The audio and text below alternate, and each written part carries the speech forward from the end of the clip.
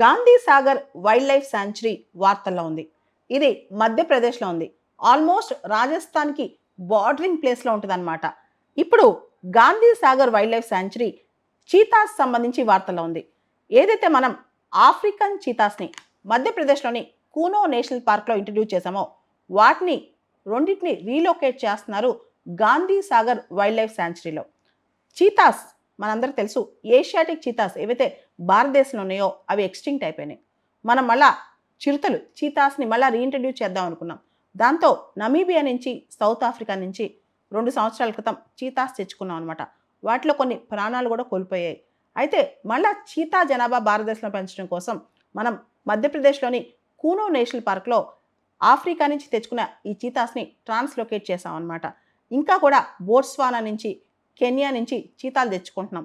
ఇప్పుడు ఈ Kuno national park తర్వాత గాంధీ సాగర్ వైల్డ్ లైఫ్ శాంక్చురీలో ఈ చీతాస్ని రెండింటిని ఇప్పుడు రీఇంట్రడ్యూస్ చేసాం. అక్కడ తీసుకెళ్ళి లొకేట్ చేసాం అనమాట, రీలొకేట్ చేసామని చెప్పొచ్చు. దీనికి సంబంధించి 2 చీతాసు 6 సంవత్సరాల ఓల్డ్ అనమాట. 6 సంవత్సరాల వయసున్న చీతాసు. ఒక దాని పేరు పవాక్, ఇంకొక దాని పేరు ప్రభాష్. ఈ 2 చీతాస్ని మనం అక్కడ రీలొకేట్ చేస్తాం.